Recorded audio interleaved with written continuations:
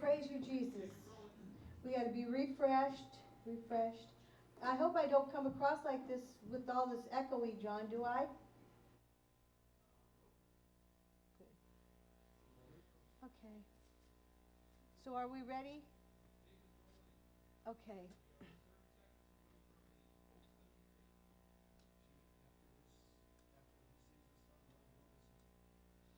No, after he sings this song, well, it's got to go 6 minutes. Yeah, you go.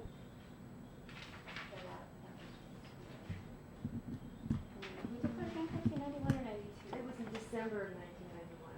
December. I'm pretty sure. And then they formally filed on February 26, 1992. Yeah. So December of 91. And then the reorganization, and I found like some press releases that they done on my way on and copied that, and there's probably more where that came from, but I just got some of the key points out. And then we paid off. And so those were from the top and went off of that as a guideline for the finished. But anyway, so what if you want more, you can make note, or if you want to take something out, cross it out. And thank you. Thank you, Brenda. That's really helpful. And then I'll just wait for you guys on the newsletter, and I'll be like ready to go call all the CEOs. Okay. That kind of freaked me out earlier today because I was like thinking I didn't know how much I had left to put this together, and then there's like, well, should we task, and it's like, no, I'm not fine. You know. 1 2 1 2 1 2 3 4 1 2 1 2 1 2 3 4 1 2 1 2 1 2 3 4 1 2 testing 1 2 1 2 1 2 1 2 3 4 1 2 1 2 1 2 3 4 1 2 1 2 1 2 3 4. I want you to say your name and spell it for me. Okay, my name is Donna Platt, Donna Platt. Right on. And you're currently on the board. What's your current position? I'm a director on Chugach Corporation's board. I'm the treasurer and the chairman of the finance committee and the chairman of the audit committee, and I also sit on 2 subsidiaries. Okay, I got one. And what's going to happen is you're going to look at me. Okay. And every once in a while, I'm going to kind of do one of these things just to make sure that look Yeah. at the camera, just to make sure, but keep your focus. Okay. in this area. I use the board. Yeah. I'll draw a big smiley face on the board if you want. Yeah, that'll do. Maybe that'll make me relaxed. I'm not. Well, first of all, why don't you start out by telling me what you know about the way back history of the corporation? Well, when they were starting up the corporation or trying to get it started, my uncle Cecil was involved in it, Cecil Barnes, and I was a young girl and used to listen to them talk about all the different things. I had a lot of questions, but wasn't really interested in it back then. And then when I was in my 20s, I was asked to help do the land selection, so I came up to Anchorage in the old office and helped out for a while with that. They had several people helping. It wasn't just one person. And I've kept up with the corporation all through the years. I moved to Washington and went to school, and some of the things I heard about the corporation I wasn't too happy with, and some of them I was very happy with. But was 19, I look at my notes here for a minute. In 1979, they purchased the cannery out of Cordova.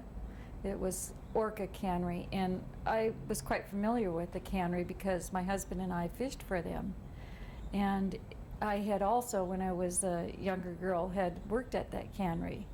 It was a very arcade cannery. The piling was rotten, and the equipment was all arcade.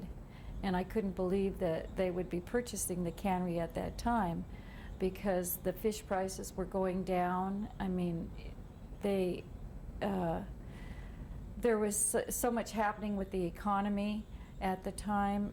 There was a glut of fish on the market. The Japanese were starting to not eat the salmon roe as much then, and it was a shock to me that they were buying orca, especially. You know, if you wanted to buy a cannery, why not buy a cannery that was state of the art instead of buying an older cannery and paying the price they did? And then right after they purchased the cannery, they had a botulism scare, which caused it to even be, the salmon was stockpiled in the warehouses.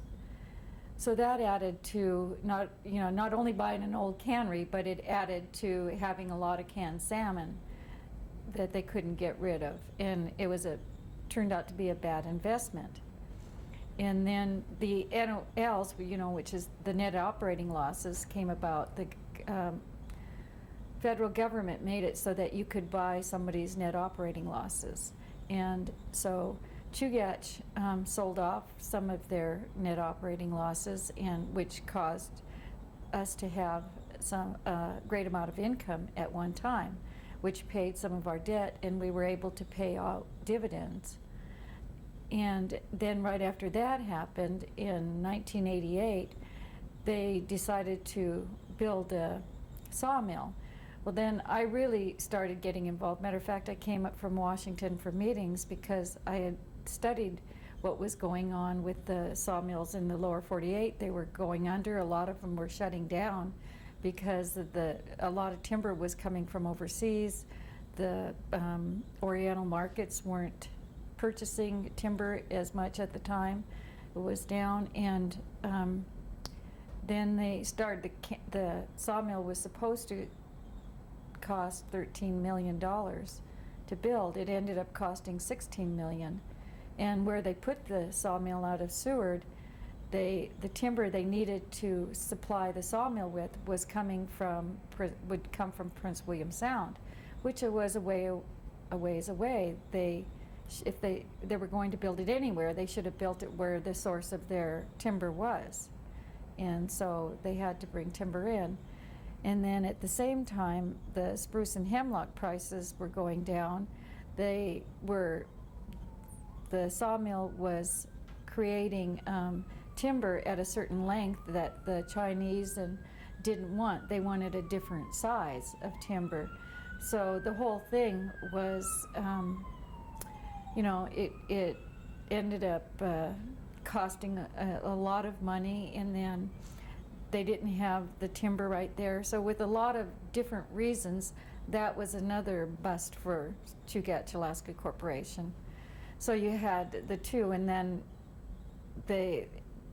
finally the Exxon oil spill came. Well, that didn't cause the sawmill to go under and the fish to go under, but it was just one more thing, to top it off that happened. And actually Chugach made money off the oil spill because they had contracts for helping clean up.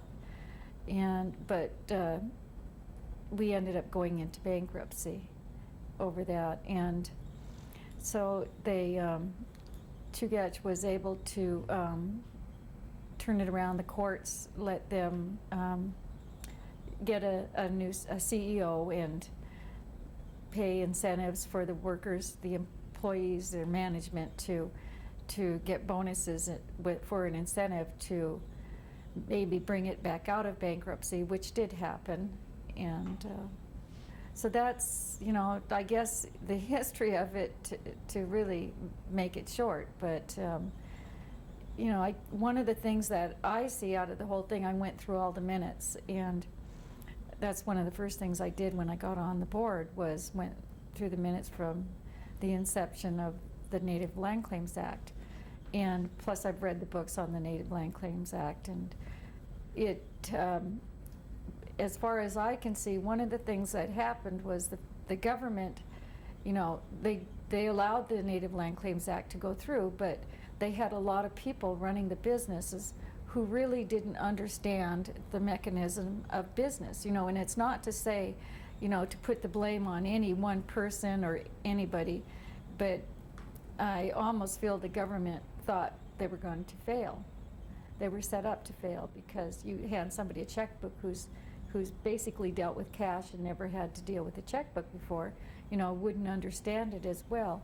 And they did the best they could. A lot of good people put in a lot of time.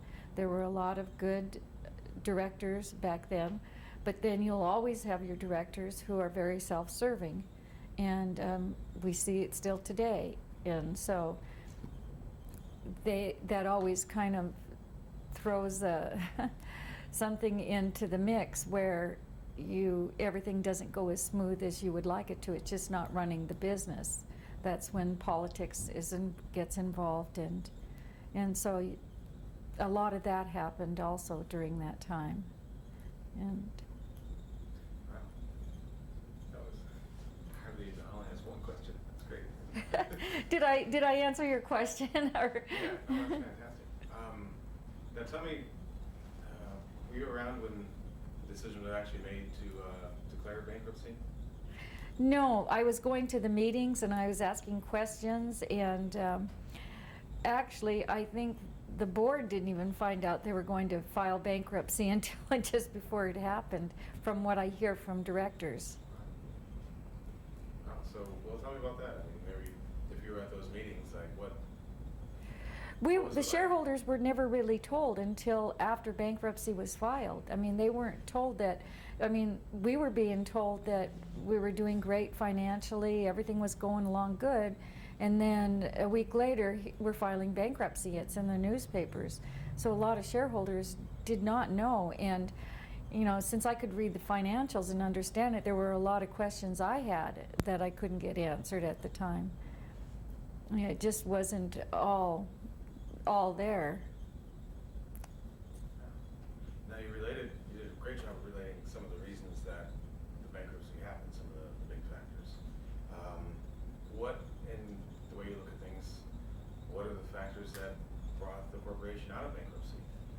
Well, I think that when they got into government contracting, which Mike Brown, he became the CEO or president, and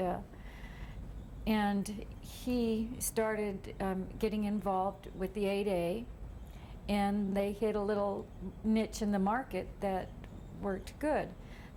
Of course, everybody knows what the 8A was set up for, and so we used that to our advantage, which was good because it was to help our people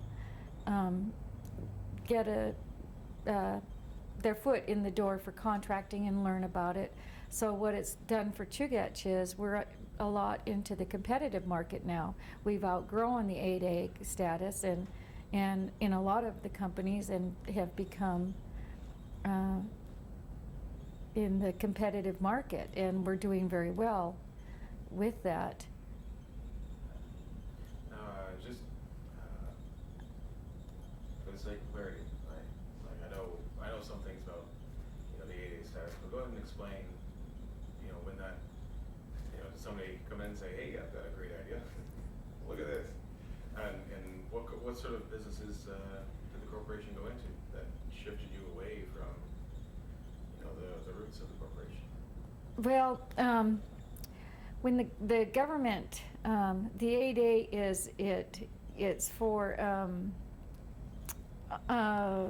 minority people to be able to get their foot in the door in businesses, and the businesses happen to be a lot of the bases were going to being put out for bid to do the jobs that they used to do inside the military. I don't know if I'm explaining it right, but so we were able to do like landscaping and taking care of the buildings and in the roads and a lot of that the Army and the Air Force and the Navy used to take care of. And so we bid on doing those jobs and were able to get some of the contracts. What the 8A does is it gives you one step up. You're instead of competing just with everybody. And there's a lot of controversy over that right now. The 8A, there are people saying that we shouldn't have that that option of the 8A. But what it's done for us and other Native corporations is it's given us the ability to make some money to help our people, and you know, like education, we've been able to put out scholarships, and some of our people have graduated from college due to it. We've put money into our cultural, so we're building up the cultural and heritage, so our young people will know about that. Our elders, we give them benefits, so it's helped raise the living style that our people had before, and that's what basically it has done. The 8A has done for CAC.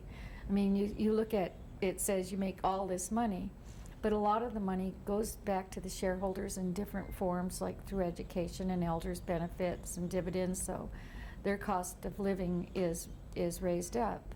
And you know, when you're sitting down in Washington, D.C. making the decisions to do away with 8A, they don't really know. I mean, you talk about foreign countries, but Alaska, I mean, there are cities up north still who still use a honey bucket.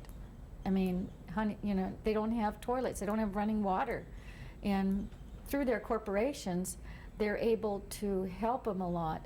And so they're getting away from the either welfare or BIA helping, and the corporations are helping. And that's what the Native Land Claims was all about. I think that's my opinion. And we've been able to do what it was supposed to do. Now, kind of, this question might relate to where you're heading here, but obviously you devote a lot of your time to this organization. And on a personal level, why is this corporation so important to you? I'd like to leave my children and my grandchildren and their children something that will go on for years and years and years. I believe in knowing your heritage. My grandmother raised me, and so I was taught my heritage. I knew where I came from. And I think education, I believe it is very important. You know, I stress that. But if you don't have the money, you go to a school in a small town, and then you come to a college in a larger town, you're not able to compete because you don't get a really good education that most of the universities require. And I just would like to see the future for my grandchildren, so where that option is there and available for them. And you know, for senior citizens, we're all going to be old someday, and Medicare is going away. I mean, we all know that it's not going to be there someday. It's not going to be able to finance it. So we have to look at other sources. And our corporation, for our people and our elders, it helps them. And I would hope that one day it would be able to help them to, even if they have to go into a home, the money will be there to help them. The more money we make, the more we can do for our people. And the reason you asked why I wanted to get into it, I have always really been into my heritage. I was taught, I'm half Swede, but I was always taught to say, when somebody asked me what I was, I'm Aleut first, and I'm Swede second. And I was raised in a small town, and I lived in the village for a while, and I've lived in several villages. And I always thought there has to be a way to help these people increase their way of living, and you know, to get away from the government trying to control us through BIA and different sources. We need to do it on our own. And it's just, it's like I said, I would be a director for nothing. I wouldn't need any board fees or per diem or anything. I would do it for nothing because I feel that it's giving back. Very good. Relating to that, where do you see the corporation? We talked about some investments that the corporation has in the past and some of the ones that they're involved in now. Tell me about what you see in the next 5 or 10 years. Well, hopefully I see us diversifying I don't believe in keeping all your eggs in one basket. And I think that the more options we take in business, different businesses, the better off we'll be. And I would like to see more of our own people, our shareholders, train for jobs within the company so they're able to take on the jobs. I would like to see more of our shareholders graduate from college and eventually help be in management. And those are goals that I think a lot of our young people even want to see. So hopefully someday down the road, I know it's not going to happen tomorrow, but we need to start now in training our young people and even people who aren't young how to do some of the jobs and start taking over those jobs. Well, I think that's almost all the questions. I'm going to just pause and look over the Okay. history outline here. But, you were a girl and you were watching Cecil and some of the other people really try to put this thing together and from nothing. And what, do you have any memories of that time that you'd like to share? Yes, I do. My family was always a very close family. My grandmother had 14 children, and she raised 2 of her grandchildren. I was one of them. And stories were a big part of our lives and sharing different things that happened. I would come to Anchorage and stay with my Uncle Alex and see Cecil. And Cecil literally, he put his house up. He got a loan for it to help raise the money to go back to Washington, D.C. to fight for ANSCA and the native land claims, I should say. And, his wife used an old typewriter to type up most of his stuff. He bought law book after law book, and he would read them, and I was always amazed that he could remember so much out of those law books. And when he would come home to my grandmother's and talk about it, and my uncles were all around and my aunts and everybody would be over, and he was so hyped up about it and excited about it, and he knew it was going to happen. And my grandmother was, she didn't think it could happen because to her, the government's this great big entity over there that, what they say goes, you can't fight them. And they proved, not only my Uncle Cecil, but a lot of other people helped prove that wrong. And, I saw him go through a lot of hardships in trying to get this started. And I learned a lot about when you go after something to not give up, because they came upon a lot of obstacles and never gave up once, never lost their goal and what they could see. And I guess to me that's what I gained from that. And I see something and it's taught me to just go after it, that there isn't anything that I can't do if I really set my mind to it. And so I respect there's a lot of the elders, John Brodkin and they helped create this company, and it just I could name a lot of others who were honest, dedicated people that I really admire. Carol Komikoff is another one. They just put their lives into it. I think that's all the questions I have. Now, is there anything else that you have that maybe I didn't ask you about, or? Can you pause for a second? Yeah. Shareholders. I would like to see for our future, I would like to see more of our the young people get involved. I would like to see the ones who are getting an education to run for the board of directors. We need educated people, and it's not saying that if you're not educated is bad. That's not it at all. But in the day and age we're in, it's a fast-moving, fast-paced economy. Everything is happening so fast that we need people who understand how to read a financial. We need people who understand business and law and things like that. And I would hope that someday our people would understand that that's the type of person we need to sit as directors on the board. We have a lot of good people, and I have a lot of respect for a lot of the people in our corporation, but it's coming to that time when we do need people who are educated. And so I would hope that a lot of our, like I said before, young people start getting involved more in the corporation.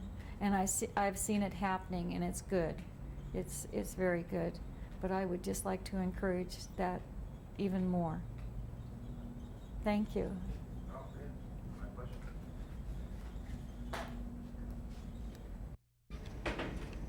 I better put my glasses on. Have it look real. Especially when you have to read these small numbers on Yeah. here. Well, I can't see them from this far away anyway. 2005 consolidated budget, so we'll have to start getting ready for the budget revision here pretty soon. Mm-hmm. So it's a challenge that we have to work on. And then I'll sing a song. Budget, yo, yeah. I said budget. I see I see a budget, come on. Yep. Oh, you're not filming now, are you? Okay, one more look at the papers. Okay. I'll Okay, just oh, get to you, serious, Frank, here, Without okay. smiling. Without smiling, okay. and we'll be done. So, what's this column right here? Why is there the difference in the two? So that was my bonus. We had them all together. And this, so I think land use revenue, all negatives. It's a sad story. Yeah. You don't wanna talk about that. But it may change. Got it. We'd like you to call us. If you have needs in your heart, we have people here in the studio in Anchorage, Alaska that really want to pray with you. And Michael Curtis is going to continue singing as we say goodbye. I'm Jeannie Green, and for all of us here, I want to thank my crew for doing such a fabulous job today. And I just really am blessed by what God has given you and me. Until next week, I'm Jeannie Green. God bless you.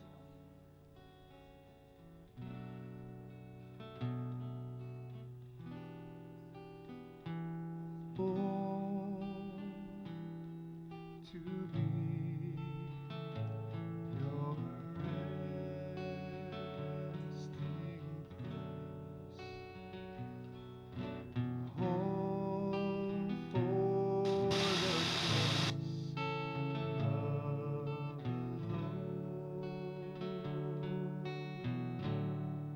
So let my life now be separated unto thee, that I might be what I was born to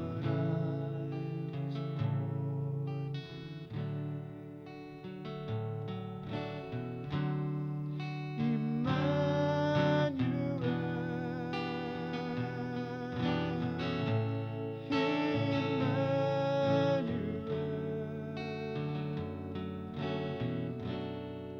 Your name is called Emmanuel. You're God with us, revealed in us.